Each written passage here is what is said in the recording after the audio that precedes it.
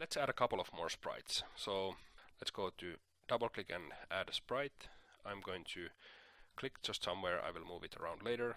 I will select my sprite sheet. Let's see what we have here. So we have, for example, the saw. Let's place the saw at this point. So I will select the saw. I will crop it again, and I will place it up here for the player to collect. Maybe I want to rotate it a little bit so that it looks more interesting. Place it there. Alright, so the player will have to collect that one in order to proceed here.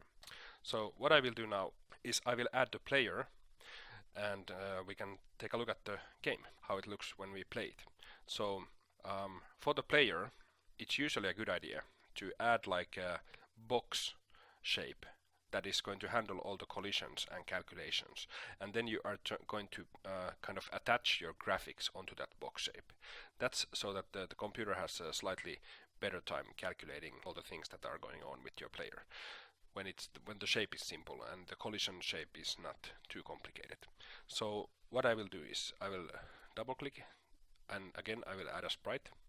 I will click somewhere here in the beginning, and let me just take this rectangle tool here and pick a color from the color palette, and I will just draw something like this. Just fill it up entirely. Then I will close it up, and I will grab one of these corners and I will scale it down. And this is like the player that is interacting with the world, and on top of this we will put the graphics then. So I will call this like real player. Alright. And on top of this we want to attach the player graphics. So I will add them next. So sprite, click somewhere here, open up the sprite sheet, and here's our player graphics. So let me take the main part of the body first and crop it again, and let's put the image point somewhere maybe around here, and then I will also add the legs and the hands. So sprite, click here, open up the sprite sheet, select the hand, crop it again to remove the excess, and then I want to select the hand and move it where the hand should be, like that. And then I will double click again, add the feet.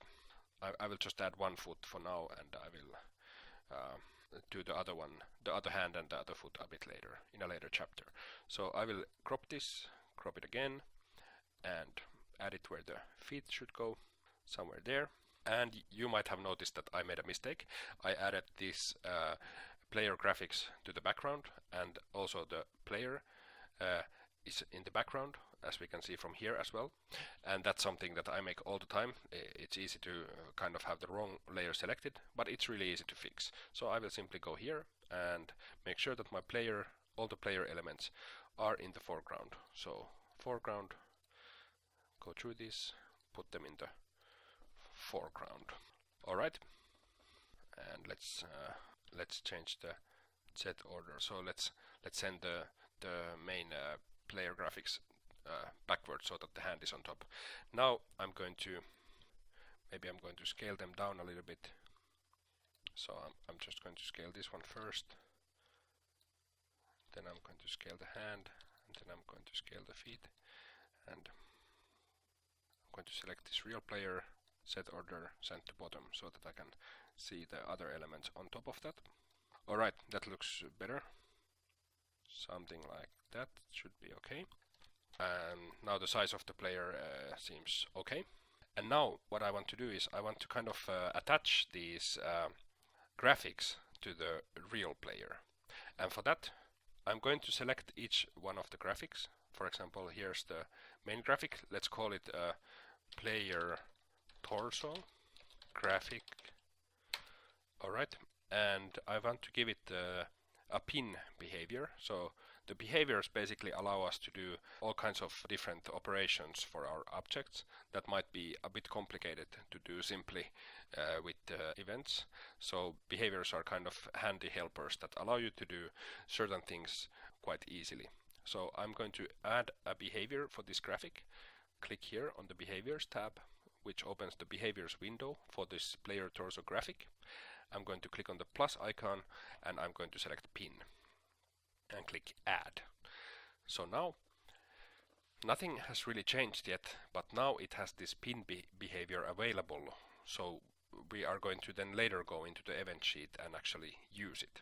But for now I will just add this pin behavior for each of these player elements, the graphical elements. By the way, sometimes it might be easier to select things from here, from the objects window here, which shows you all the objects that are in your layout.